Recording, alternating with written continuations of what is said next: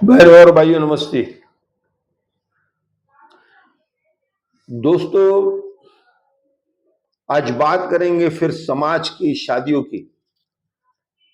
मेरी 25 दिसंबर की न्यूज़ 2,500 लोगों से ज्यादा उसको देखा। इस न्यूज़ के बाद अचानक मैं एक दिन सेक्शन 26 में गया 4-5 दिनों के बाद। तो वहां पर एक वृद्ध माता जो 80 साल के आसपास की थी, दोस्तों मुझसे कहा, बेटा तुमने बहुत अच्छी न्यूज़ पढ़ी। मैंने कहा, अम्मा कौन सी वाली? तो बोले, वो शादियों वाली। मैं अपने उन मित्रों को, दोस्तों को, समाज के उन लोगों को प्रणाम करता हूं जो हमारी न्यूज़ अपने वरिष्ठों को बड़ी टीवी पर चला कर देते हैं। दोस्तों, मुझसे जितना भी होता है मैं समाज के लिए कुछ ना कुछ पढ़ता रहता हूं, लेकिन जागृति नहीं आती है। विचित्र हो गया है हमारा समाज। कुर्तियां आ गई है समाज में। हम जब तक न्यूज़ को तड़का नहीं लगाते, तड़का मतलब कुछ न कुछ उल्टा सुल्टा नहीं पड़ते, तब तक लोग देखते नहीं है। 200 लोग, 250 लोग, 177 लोग, और ऐसी जो न्यूज़ है उसको 2,500, 7,500। खैर, बात मुद्दे की करेंगे कि शादियों में क्या हो रहा है अब। दोस्तों, सबसे पहले तो अब मैं ये कहूंगा कि जो उच्च घराने के लोग हैं, जो पहले दर्जे के लोग हैं, मुझे कहना पड़ रहा है मजबूरी से, पहला और दूसरा दर्जा, जो कर्जा उठा सकते हैं, टिटवाला में शादी कर सकते हैं, लाखों रुपए की ड्रेस लड़की पहन सकती है, लाखों रुपए का खाना बनाया जाता है। अब एक वो हो गए। अब दूसरी बात कहूंगा कि मैं उसके बाद जो बिचौलिए या छोटे तबके के लोग हैं, कहना पड़ रहा है मुझे आज, दोस्तों उनकी शादी होने से रही, आसानी से उसकी शादी नहीं होगी। सबसे पहले जो बच्चियां थी, जो बच्चियां हैं, वो अब समझदार हो गई है, हर चीज को समझती है हमारी तरफ से। वो सबसे पहले ये देखती है कि लड़का कमाता कितना है, उसके पास फ्लैट आदि है कि नहीं, कार है कि नहीं। क्योंकि आज अगर हमारी बच्चियां पढ़ती हैं तो उनको बड़ी बड़ी नौकरियां मिलती है, 70,000, 80,000 पगार। पहले मुश्किल से लाखों लोगों में, हजारों लोगों में एक सीए हुआ करता था। अब हर 5, 7, 10 आदमी में एक सीए हो जाता है। उसकी पगार है 80-80 हजार। इतनी सारी जो दुनिया भर की कंपनियां चल रही है, उसको संभालने के लिए उन सीईओ को रखा जाता है। दूसरी बात ये हुई है कि जो लोग प्राइवेट नौकरी करते थे, जिनकी पगार 25-25 हजार, 30 हजार थी, किसी की 50 हजार की होगी, आज उनकी नौकरियां छूट गई हैं। कोई लड़की घर में जाकर रोटियां बेलना नहीं चाहती है। वह कहती है, मैं काम करती हूं, मैं काम वाली बाई को रखूंगी, मैं काम नहीं करूंगी घर का। तो दूसरी तरफ जो पुराने जमाने की, शॉर्टकट में कहूंगा कि जो सास है, वह कहती है बहू घर का काम करे। मैंने ऐसे लोग भी देखे कि जिसका बेटा बड़ी नौकरी पर है और बहू सीए है। वो जो लड़की सीए जिसकी पगार 1 लाख है, वो तुम्हारे घर का बर्तन क्यों मांजेगी? वो तुम्हारा खाना क्यों बनाएगी? वो तो सर्विस पे जाएगी, 2 दिन आराम करेगी। वो बातें हजम नहीं होती है। अब तीसरी बात ये हो गई है, मैं क्षमा चाहूंगा पहले पहले कि जो शादियां हैं इन सब बातों के कारण से अलग अलग समाजों में भी हो रही है। अब कोई बंद कर नहीं रह गया है। ये अच्छी बात है, ये अच्छी बात है मैं कहूंगा। दोस्तों, बहुत सारी बातों में शादियों में जो बिचौलिए हैं ना, दलाल टाइप के लोग, वो भी अड़ंगा बन रहे हैं। बहुत बड़ी गलती उनकी है।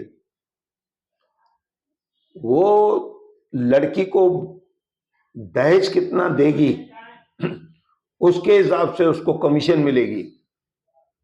ये दलाली है, सीधी सीधी दलाली है। पहले ये काम वृद्ध लोग किया करते थे, मैंने पहले भी कहा है। समाज को जागरूक होने की जरूरत है। नहीं होगा समाज जागृत, नहीं होगा हमारा समाज। जो हमारे प्रथम लोग थे पाकिस्तान से आए, वो लगभग नहीं रहे। अब द्वितीय लोग जो आए हैं उनकी बातों को हम लोग सुनते नहीं, हम उनको पागल समझते।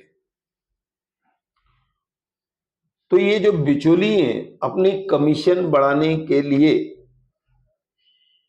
बाकायदा उसको रेट लगाते हैं, कितना दहेज तुम दोगे, उतना बड़ा उनका काम है, ऐसा है ऐसा है। दूसरी इनकी बात को मैंने देखा कि लड़की की पढ़ाई 15 क्लास है। दोस्तों, मुझे ज्यादा अंग्रेजी नहीं आती है, मैं बीकॉम ये वो सब नहीं जानता हूं। तो लड़का 8वीं क्लास उसको दिखाएगी। हाँ, यहां एक और बात है। अब कुछ लोग पैकेज पर उतर आए। पैकेज, पहले ये धार्मिक कार्य किए करते थे। मुझे तो नाम नहीं लेना चाहिए इतनी बड़ी संस्थाओं का, कहां हम निपटते रहेंगे उनसे। तो बोले कि उस संस्था में ये सेवा करते थे, अब उन्होंने पैकेजबाजी चालू कर दी है। ये एक कमाई का जरिया हो गया है। बहुत सारी महिलाएं मैंने देखा है कि सामने नहीं आती, वो फोन पर बात करती है, उनका चित्र हमने नहीं देखा है आज तक। कितना दहेज दोगे? अरे भाई, पहले तुम लड़का लड़की दिखाओ। अब जो कुंवारा लड़का है उसको लड़की नहीं मिल रही है। अब प्रश्न ये है कि जो दूसरी शादी कर रहा है उसको लड़की कहां से मिलेगी, और उसके लिए भी दहेज मांगा जाता है। अब मैं किसी महिला का नाम ले दूंगा तो बात ठीक नहीं होगी, लेकिन कभी वक्त से ये सब चीज हमको करना पड़ेगा। लड़कियां नहीं मिल रही है, आप छोड़ी हुई लड़की लेने के लिए तैयार हैं, फिर यहां फिर दूसरी शादी दोनों की है, उसमें काहे का दहेज?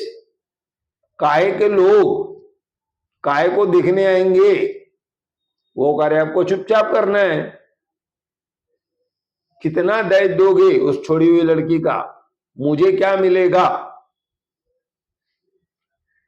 और एक चीज पे आता हूं मैं आज। दोस्तों, मैं जब ऑफिस में बैठता हूं, कहीं पर जाता हूं, जो मुझे जानकार लोग मिलते हैं वो मुझे अजीब अजीब बातें बताते हैं। बाकी लोग तो फालतू बातें करते हैं ना, हमारा समय बर्बाद करते हैं। तो अब ये सब चीजें जो तुम्हारी दबंगई चलती थी दहेज की, वो खत्म हो गई। अब उसके बाद मैं थोड़े चादर में ढके हुए शब्द कह रहा हूं, मैं इनको ओपन कह सकता हूं अपनी रीडिंग बढ़ाने के लिए। लेकिन एक बच्चे की शादी हुई, मैं ये कहूंगा कि अगर उसके शरीर में कमजोरी है, उसका दूसरा शब्द भी है दोस्तों, आपके बच्चे में कमजोरी है, उस माँ बाप को मालूम नहीं है मेरा बच्चा कैसा है। आपने एक लड़की से उसकी शादी कराई, वो लड़की चली गई, फिर आप उसको दूसरी लड़की दिला रहे हो, फिर भी उसमें भी आप बड़ी बड़ी बातें, जबकि पहले आपके बच्चे के शरीर में ताकत नहीं है। फिर आप कहते हो पहले मैं देखूंगा, फिर मेरा बेटा देखेगा, फिर उसके बाद मैं 7-8 लोगों को लेकर आऊंगा देखने के लिए। तो बाद में क्या और 70 लोग लाओगे आप? आप कर क्या रहे हैं, क्या हो रहा है समाज में? जो लोग जानकारी देते हैं शादी की, या तो कभी कभी बिचौलिया ये बताता है कि ये लड़का है, अगर हमने उसकी बात नहीं नहीं मानी तो वो दूसरी आपको बताएगा ही नहीं।